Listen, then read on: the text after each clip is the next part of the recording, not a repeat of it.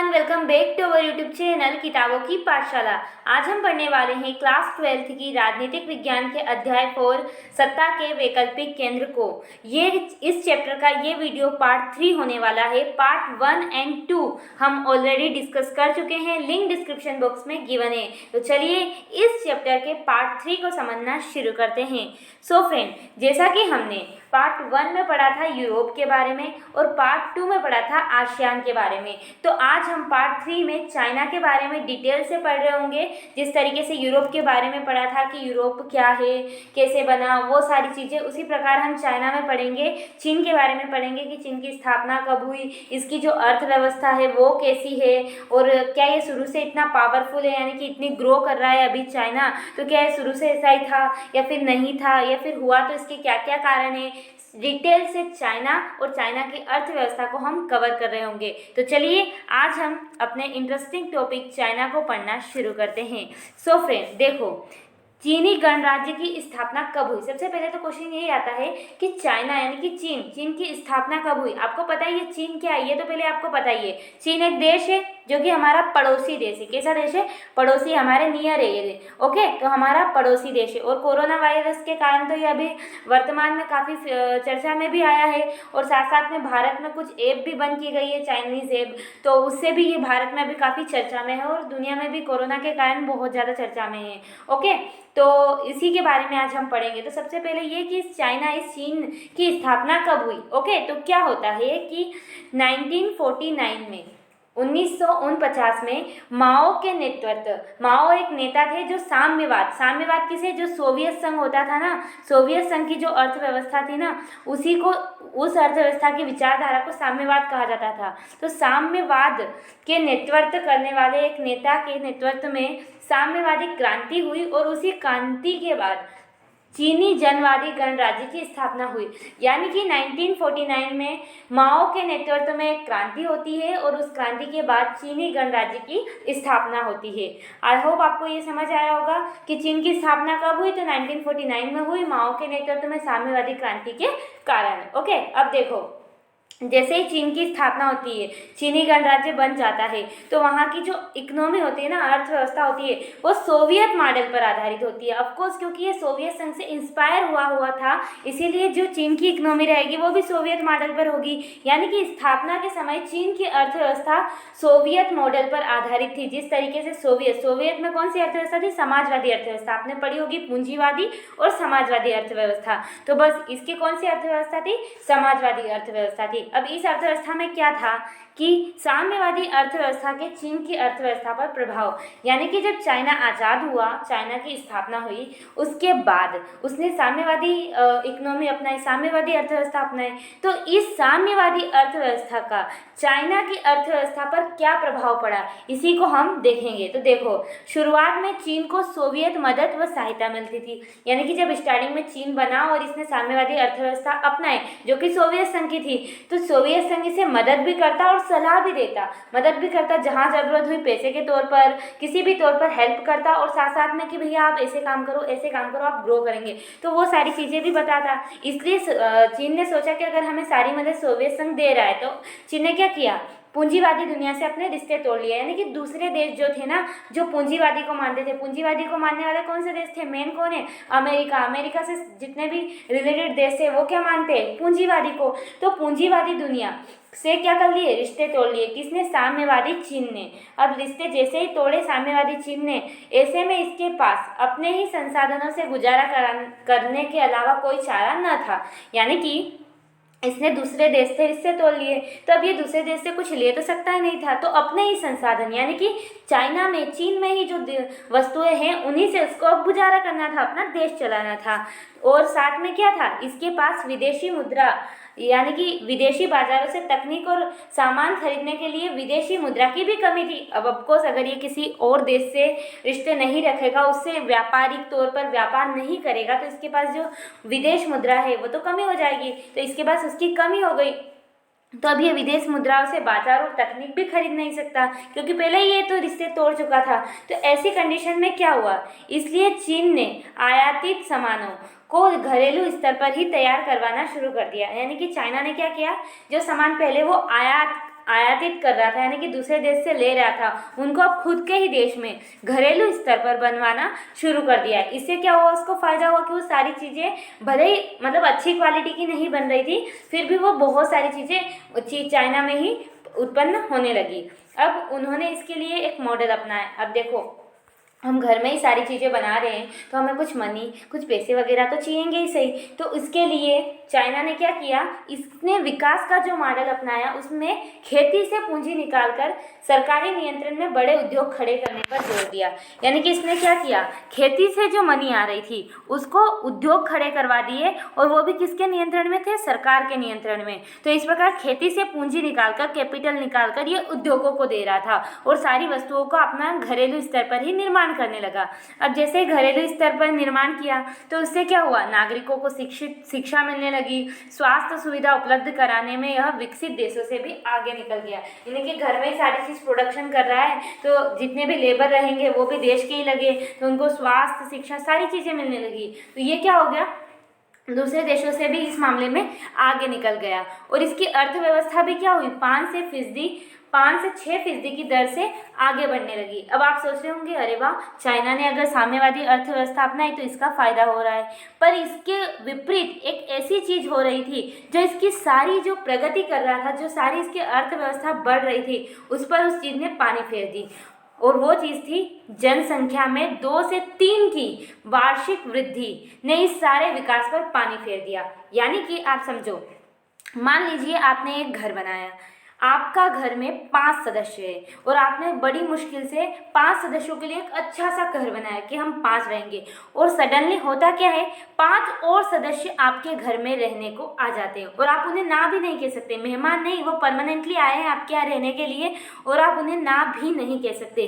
तो इस केस में क्या होगा, आपने जो मेहनत की 5 सदस्यों के घर बनाने की जो सुविधा आप लेना चाहते थे वो तो आपकी नष्ट हो गई, क्योंकि वहाँ तो ज़्यादा सदस्य आ गए। तो बस ऐसी ही स्थिति हो रही थी। चाइना इतना प्रोडक्शन करता और इतनी जनसंख्या और बढ़ जाती तो उसकी जो प्रोडक्शन की उसमें पूरी तरीके से पानी फिर जाता। तो बस ऐसी इसके कारण चाइना क्या हो गई, उसकी अर्थव्यवस्था बिल्कुल मतलब बिगड़ने लगी, क्योंकि एक तरीके से बढ़ तो रही थी पर उस पर पानी किसने फेर दिया था, जनसंख्या ने। तो ऐसी कंडीशन हो गई।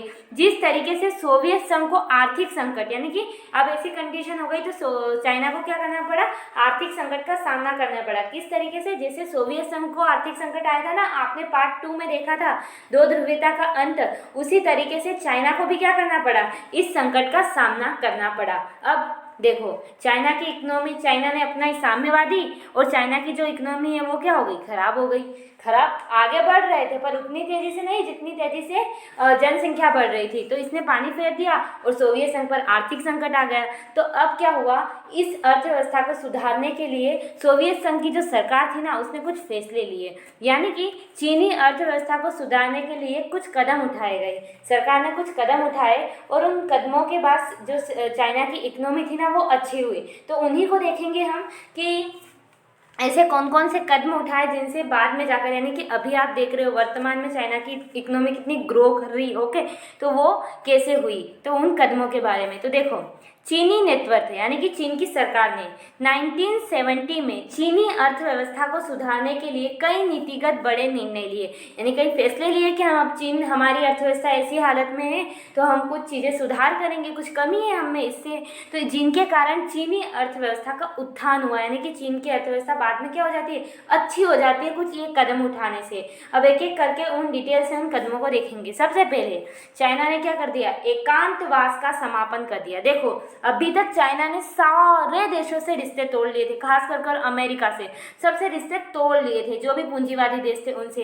पर जैसे इसकी अर्थव्यवस्था को नुकसान हुआ तो फिर इसने क्या किया, एकांतवास का समापन कर दिया और जो दूसरे देश थे ना उनसे रिश्ते जोड़ने लगा। यानी कि चीन ने 1972 में अमेरिका से संबंध बनाकर अपने राजनीतिक और आर्थिक एकांतवास को खत्म कर दिया। आई बात समझ में, चीन ने क्या किया, 1972 में अमेरिका से वापस इसने संबंध बना लिए, वापस इससे अच्छे से रहने लग गया, और आर्थिक और राजनीतिक तौर पर जो अकेला पड़ गया था ना उस एकांतवास को इसने खत्म कर दिया। तो इस कारण भी इसकी अर्थव्यवस्था क्या करने लगी, ग्रो करने लगी। फिर दूसरा, विभिन्न क्षेत्रों का आधुनिकरण। पहले क्या था, सारी चीज़ें घर में बन रही थी, घर का सब कुछ हो रहा था और पहले साम्यवाद के आधार पर चल रही थी, पर फिर इसने क्या किया, बहुत सारे क्षेत्रों में आधुनिकरण कर दिया। तो देखो 1973 में चाइना के जो प्राइम मिनिस्टर थे चाओ एन लाई ने कृषि, उद्योग, सेना और विज्ञान प्रौद्योगिकी के क्षेत्र में आधुनिकरण किया। यानी कि 1973 में जो प्रधानमंत्री थे चाइना के वो थे चाओ एन लाई। उन्होंने कृषि, उद्योग, सेना और विज्ञान प्रौद्योगिकी के क्षेत्र में आधुनिकीकरण का प्रस्ताव रख दिया। तो जिससे भी क्या हुआ, जो चीनी अर्थव्यवस्था है उसको बहुत फायदा मिला और वो आगे बढ़ी। अब तीसरा, खुले द्वार की नीति। इसके बारे में आपने पहले पढ़ा ही होगा, जिसे ओपन डोर पॉलिसी भी क्या कहते हैं, क्या कहते हैं, ओपन डोर। इससे चाइना को काफ़ी फायदा हुआ। मतलब अगर चाइना उस टाइम पर ये डिसीजन नहीं लेता ना तो शायद इतना ग्रो नहीं कर पाता, पर इसको काफ़ी फायदा हुआ। तो देखते हैं ओपन डोर। 1978 में तत्कालीन नेता देश में आर्थिक सुधारों और खुले द्वार की नीति की घोषणा की। यानी कि जब 1978 था उस टाइम पर वहाँ के तत्कालीन नेता कौन थे, वहाँ के नेता आपको बताना है। आपको मैं हिंट दे दूँ, उनका नाम जो शुरू होता है वो देंग से शुरू होता है ना, चलो बता ही देती हूँ। देंग शाओपिंग उनका नाम था। उन्होंने क्या किया, ओपन डोर यानी कि खुले द्वार की नीति चलाई। कब चलाई, 1978 में। इसका मतलब ये था कि कोई भी आकर हमारे देश में व्यापार कर सकता है और हम भी कहाँ भी जाकर व्यापार कर सकते हैं। मतलब व्यापार के लिए अपने देश को खोल देना। तो इस तरीके से उन्होंने एक नीति चलाई और इसे ओपन डोर की नीति भी कहा जाता है। इसके अंतर्गत क्या किया गया, व्यापार को मुक्त कर दिया गया कि हम व्यापार करेंगे, अगर हम आपके यहाँ कर रहे हैं तो आप भी हमारे यहाँ आकर व्यापार कर सकते हैं। तो इससे क्या हुआ, उस देश को फायदा होने लगा खुले द्वार की नीति से। फिर चौथा उसने किया निजीकरण की नीति। अब निजीकरण में क्या कर दिया, पहले साम्यवादी जो अर्थव्यवस्था थी ना उसमें क्या था कि सारी के सारी चीज़ें समूह में होती या सरकार के नियंत्रण में होती। अब उन चीज़ को निजी कर दिया, निजीकरण की नीति अपना ली। इसमें क्या किया उसने, देखो 1982 में चीन ने खेती का निजीकरण किया, यानी कि खेती को निजी कर दिया। जिसका खेत है वो अपने हिसाब से कुछ भी बोए, कुछ भी करे। और 1998 में उद्योगों का निजीकरण, जिसका भी उद्योग है वो उसके हिसाब से कुछ भी करे। पहले क्या होती थी, ये चीज़ें सरकार के अंडर में और समूह में चलती थी, तो वो सारी चीज़ें खत्म कर दी और निजीकरण कर दिया। ओके, उसके बाद इससे क्या हुआ, कृषि उत्पादों को तथा ग्रामीण में उल्लेखनीय बढ़त हुई। यानी कि इससे जब निजीकरण किया गया तो लोगों ने सोचा यार मेरी खेती में पूरा फोकस करके पूरा अपना 100% दे के इस खेती को करूँगा, तो उससे जो कृषि उत्पादक है उसमें और ग्रामीण क्षेत्र में काफ़ी बढ़ोतरी हुई। ओके, तो ये किया निजीकरण, जिससे इसको अपनी अर्थव्यवस्था में फ़ायदा हुआ। उसके बाद इसने पांचवा क्या हुआ, विश्व व्यापार संगठन में ये शामिल हो गया। यानी कि पहले तो ये किसी देश से व्यापार नहीं कर रहा था, खुद अकेला था, पर फिर इसने क्या किया, विश्व व्यापार संगठन में शामिल हो गया। 2001 में चीन विश्व व्यापार संगठन में शामिल हुआ। ये क्वेश्चन बन सकता है। चीन पूरे विश्व में प्रत्यक्ष विदेशी निवेश के लिए सबसे आकर्षक देश बनकर उभरा। अब चीन के पास विदेशी मुद्रा का विशाल भंडार है। ओके, सबसे आकर्षक देश बनकर उभरा है ये व्यापार के लिए। ओके, आपको पता ही है चाइना का व्यापार पूरे वर्ल्ड में फैला हुआ है, बहुत ज़्यादा व्यापार चाइना कर रहा है, जिसकी वजह से इसकी इकोनॉमी भी काफ़ी फास्ट ग्रो कर रही है। ओके, तो ये कुछ ऐसे पॉइंट्स थे जिनके कारण क्या हुआ, चाइना की जो इकोनॉमी है वो ग्रो करने लगी। ओके, तो देखो आपको यहाँ से एक क्वेश्चन इस तरीके से मिलेगा कि चीनी अर्थव्यवस्था के उत्थान के क्या कारण थे, तो आपको ये पांचों कारण बताना है। ओके, तो आई होप आपको इतना सब समझ आया होगा कि शुरुआत में हमने क्या देखा, चीन की स्थापना कैसे हुई, फिर हमने देखा कि जो चाइना है और उसने साम्यवादी अर्थव्यवस्था को अपनाया तो प्रगति तो हो रही थी पर जनसंख्या ने पूरा पानी फेर दिया था। तो फिर ये हमने 5 पॉइंट देखे जिनको अपनाया चाइना ने और उसकी अर्थव्यवस्था का क्या हो गया, उसकी अर्थव्यवस्था का उत्थान हो गया। यानी कि चीनी अर्थव्यवस्था का उत्थान, चीनी अर्थव्यवस्था अच्छी होने लगी। देखो आर्थिक सुधारों की शुरुआत करने के बाद से चीन सबसे ज़्यादा तेज़ी से आर्थिक वृद्धि कर रहा है। यानी कि जब ये आर्थिक सुधार किया, अभी हमने जो 5 कारण पढ़े ना, 5 कदम जो पॉलिसियाँ पढ़ी, उनके करने के बाद चीन की जो आर्थिक वृद्धि है वो बहुत तेज़ी से होने लगी। और ऐसा माना जाता है कि इस रफ्तार से चलते हुए 2040 तक वह दुनिया की सबसे बड़ी आर्थिक शक्ति अमेरिका से भी आगे निकल जाएगा। अभी क्या चल रहा है 2021, अब 2040 तक आते आते जो अमेरिका है ना, उससे भी आगे चाइना निकल जाएगा। उसकी इकोनॉमी चाइना की इकोनॉमी अमेरिका से भी ज़्यादा हो जाएगी, ऐसा माना जा रहा है। तो हो सकता है क्योंकि इतना फास्ट ग्रो कर रहा है। और जो चीन एक ऐसी ज़बरदस्त आर्थिक शक्ति बनकर उभरा कि सभी उसका लोहा मानने लगे। यानी कि जो चाइना है ना, वो एक ऐसी ज़बरदस्त आर्थिक शक्ति बनकर उभर रहा है कि सब उसका लोहा मान रहे हैं। यानी कि इतना पावरफुल हो चुका है। इसकी विशाल आबादी, बड़ा भूभाग, संसाधन, क्षेत्रीय अवस्थिति, राजनीतिक प्रभाव इससे आर्थिक वृद्धि के साथ मिलकर चीन के प्रभाव को कई गुना बढ़ा देते हैं। देखो, अर्थव्यवस्था तो बढ़ रही है, साथ साथ में इसके पास बहुत ज़्यादा आबादी। आपको पता ही है दुनिया की सबसे ज़्यादा आबादी कहाँ पर है? चाइना में, उसके बाद हमारे भारत में है। और इसका विशाल भूभाग, अगर आप वर्ल्ड का मैप देखोगे ना, तो चाइना बहुत बड़ा आपको दिखेगा। ओके, और इसकी जो स्थिति है, इसके राजनीतिक प्रभाव है, इससे क्या हो रहा है, और तीन गुना इसका प्रभाव और वो बढ़ा रहे हैं। और विकासशील देशों के मामले में उभरता जा रहा है। यानी कि विकासशील देशों के लिए एक अच्छा अवसर है, क्योंकि ये इतना व्यापार करता है किसी भी देश में आकर कि विकासशील देश को वहाँ पर फायदा होता है। ओके, तो चलिए, अब हमने ये तो समझ लिया कि चीन बहुत फायदे में हो जा रहा है, चीन काफ़ी ग्रो कर रहा है। हाँ, सही बात भी है, चीन की आर्थिकी यानी कि अर्थव्यवस्था में नाटकीय सुधार हुआ है। यानी कि चीन काफ़ी तेज़ी से आगे बढ़ रहा है, लेकिन वहाँ हर किसी को सुधारों का लाभ नहीं मिल रहा है। मतलब किसी को मिल रहा है तो बहुत ज़्यादा, कोई गरीब हो रहा है तो बहुत ही ज़्यादा गरीब है। तो ऐसी स्थिति चीन में उत्पन्न हो गई है। और भी बहुत सारे नुकसान हैं। चीन में बेरोजगारी बढ़ी है, 10 करोड़ लोग रोजगार की तलाश में हैं। सारा कुछ अच्छा ही अच्छा नहीं हो रहा है। ओके, वहाँ महिलाओं के रोजगार और काम करने के हालात उतने ही खराब है जितने यूरोप में 18वीं 19वीं सदी में थे।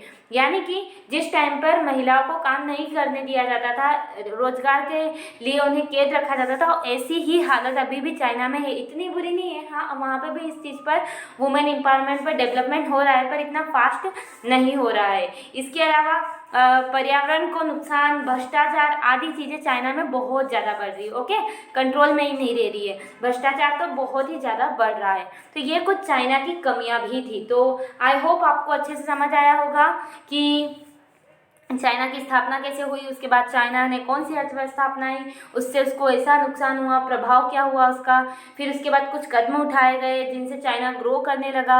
एंड फिर चाइना, हमने देखा कि चाइना की अर्थव्यवस्था कैसे ग्रो हुई, और कुछ कमियां भी देखी कि ऐसा नहीं है कि सब कुछ अच्छा हो रहा है। सो आई होप आपको आज का ये वीडियो पसंद आया होगा। अगर वीडियो अच्छा लगा हो तो प्लीज़ वीडियो को लाइक कर देना, शेयर कर देना, एंड हमारे चैनल को सब्सक्राइब कर देना। मिलते हैं अपने अगले वीडियो में।